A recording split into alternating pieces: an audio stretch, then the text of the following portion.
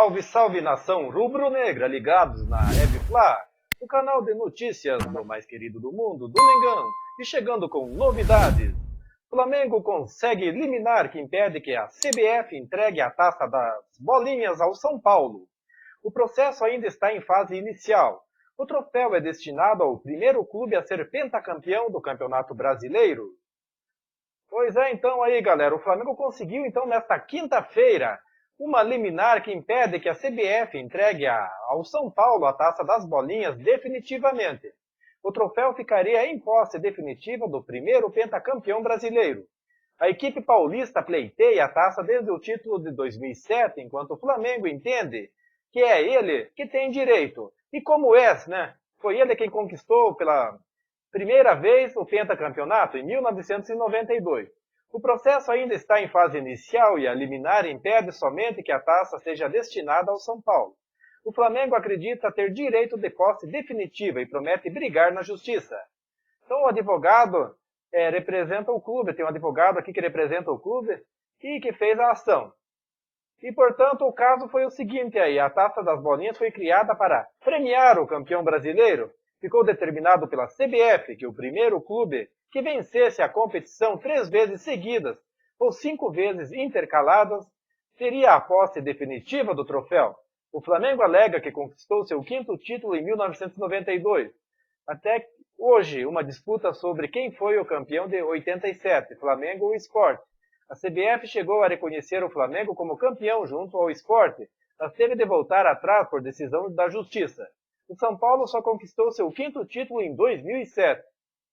Então, em setembro de 2012, a 15ª Vara Civil da Justiça Federal de São Paulo negou o recurso do São Paulo Futebol Clube no processo de reintegração de posse das taças das bolinhas.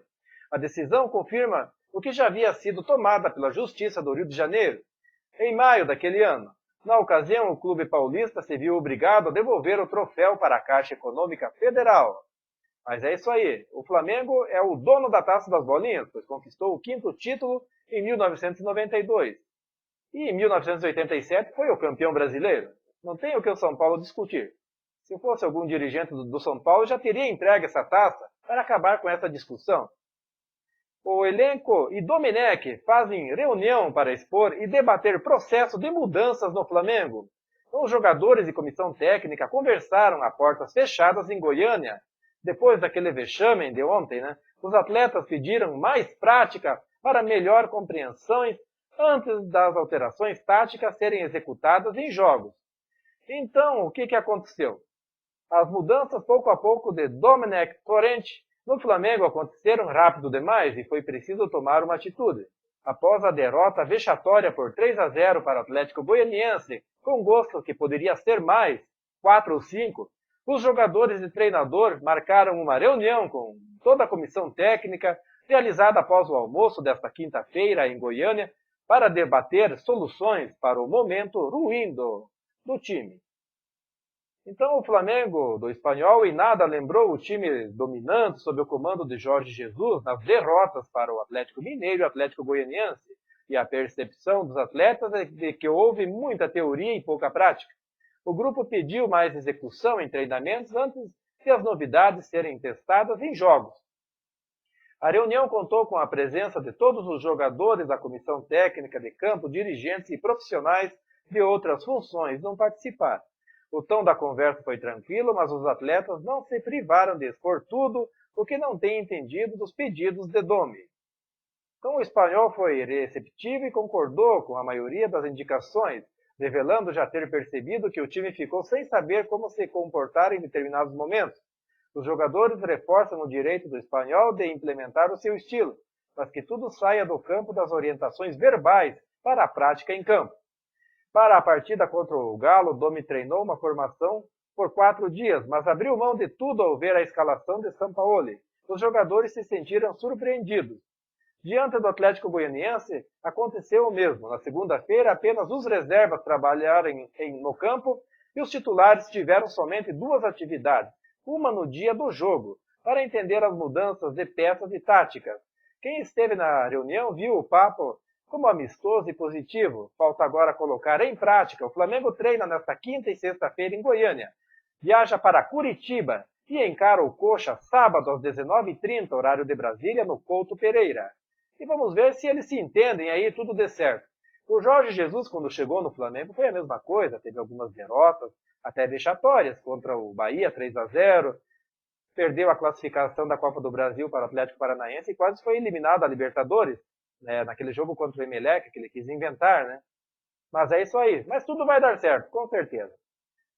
E o adeus de Rafinha? Rafinha aceita a proposta irrecusável do Olympiacos. Pois é, a diretoria do Flamengo ainda tenta fazer o seu papel para convencer o Rafinha, mas dá a ida do lateral direito para o Olympiacos da Grécia como selada.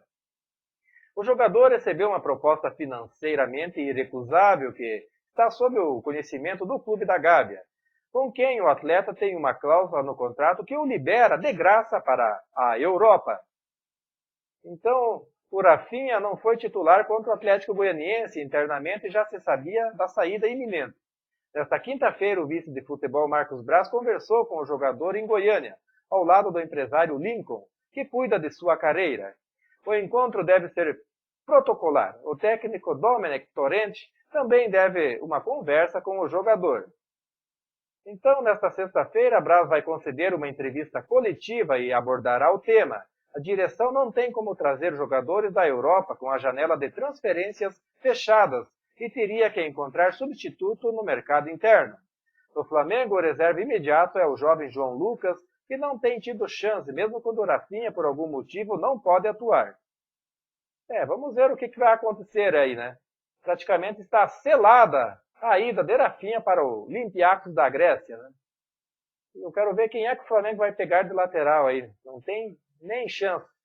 O único que poderia substituir o Rafinha seria Daniel Alves, né? Mas Comebol descarta adiar Libertadores e mandantes poderão ser obrigados a marcar a partida em outro país. Pois é, galera. Então a Comebol, a Confederação Sul-Americana de Futebol, decidiu que não adiará jogos da Libertadores ou da Sul-Americana, mesmo se os times tenham muitos casos aí, né? Devido a essa pandemia, né? Então a reunião do Conselho nesta quinta-feira, dia 13, bateu o martelo que se um time não se apresentar, perderá por WO. Vitória a uma equipe quando o adversário está impossibilitado de competir. Pois é, então é diferente da postura que vem adotando a CBF no Campeonato Brasileiro, que tem optado pelo adiamento. Houve um em cada uma das três principais divisões até agora. A Confederação Brasileira, porém, tem uma janela maior do que a Comebol para ajustar partidas até fevereiro de 2021. Quando pretende acabar o brasileiro, o discurso para a Libertadores e Sul-Americana é que não há datas para reagendamento de jogos, e isso foi avisado a todos os membros do Conselho.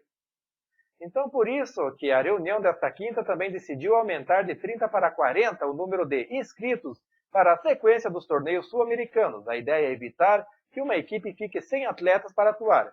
Algo bem improvável, já que com 7 jogadores se pode iniciar um jogo. Mesmo assim, a Comebol fez questão de crescer a lista para evitar reclamações dos participantes e pedidos de adiamentos caso haja contaminações de vários jogadores. Na reunião foi dito que isso também faz com que os clubes realmente entendam sua responsabilidade no cumprimento dos protocolos. A Comebol elaborou um guia médico que exige exames de toda a delegação 24 horas antes dos jogos e das instruções para viagens. E a entidade liberou dinheiro para ajudar que os clubes tenham para fretes e também aviões, né? Tudo que for possível para os clubes, né? Mas é isso aí, galera. Quero agradecer a todos aí pela presença no canal. Em breve voltarei com mais notícias do mais querido do mundo. Um forte abraço e até a próxima! Brasileiro,